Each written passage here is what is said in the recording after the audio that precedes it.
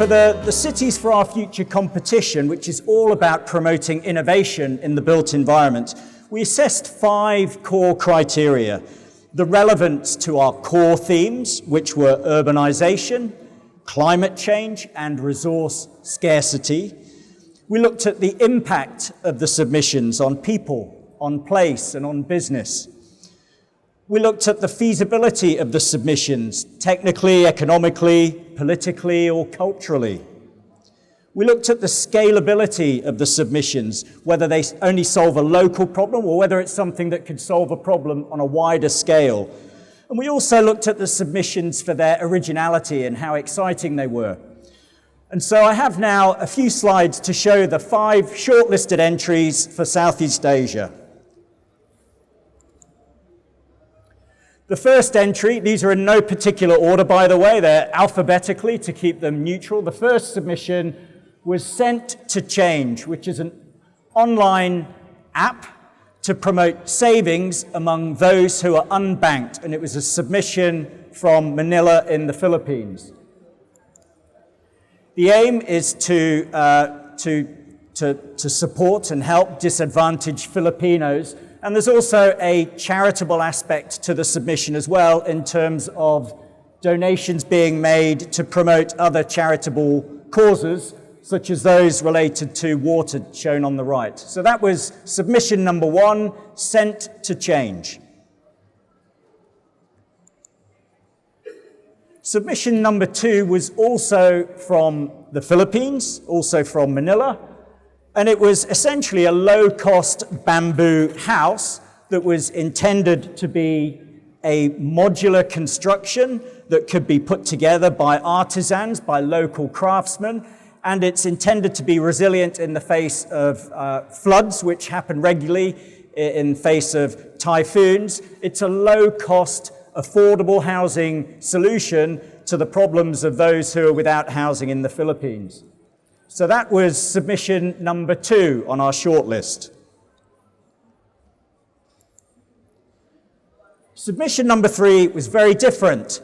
It was a special type of tile which is intended to absorb heat if it's placed in urban centers where the heat concentration is greatest, where the daytime temperature spikes are greatest.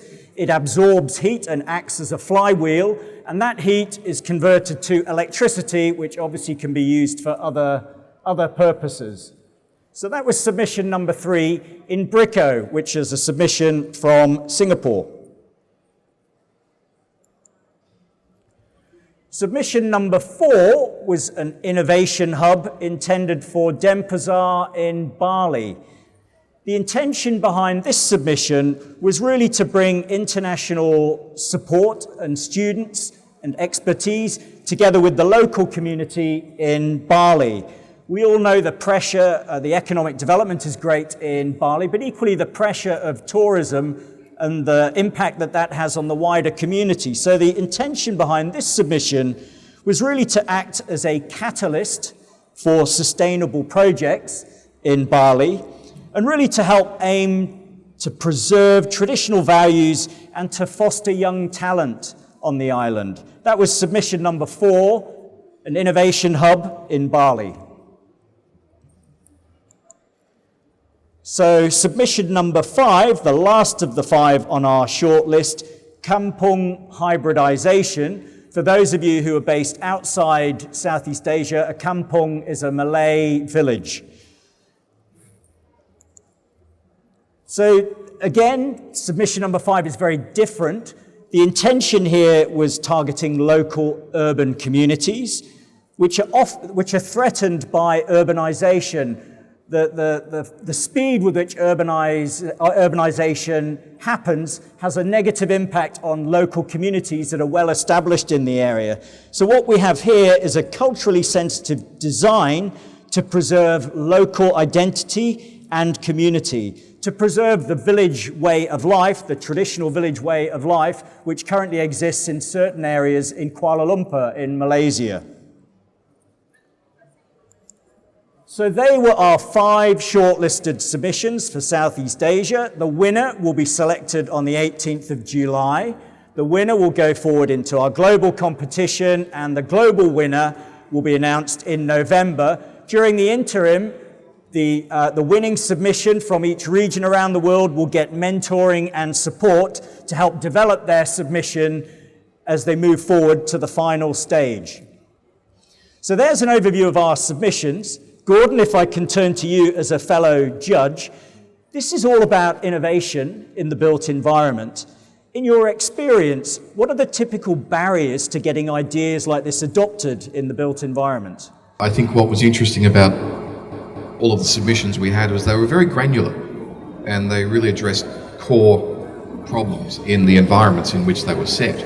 And it's a mixture of, in the sense of you've got a physical design like the tile, and energy storage is a huge issue for the world, so that's kind of an interesting angle. And then of course you've got the innovation hub, which is all about knowledge exchange and capacity building.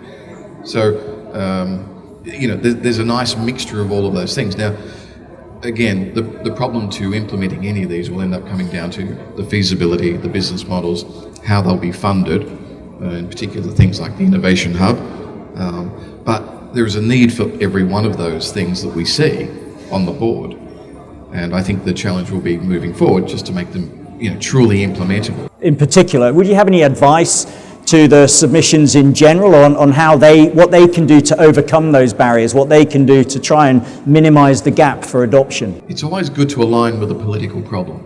So governments and cities are run by, to a certain extent, politicians.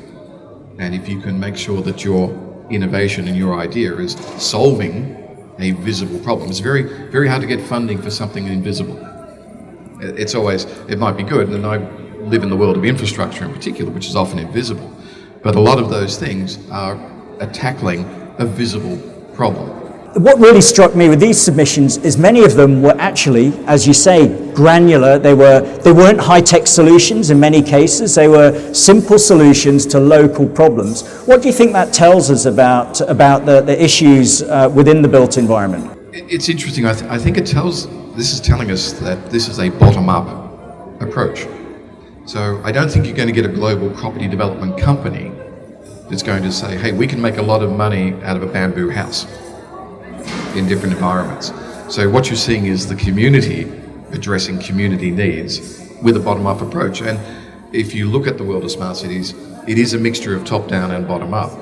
And what tends to happen is if you see a bottom-up approach start to take fire, government will often then say, hey, this is cool, this is really good. And then they will bring a top-down approach to something that occurred at the bottom.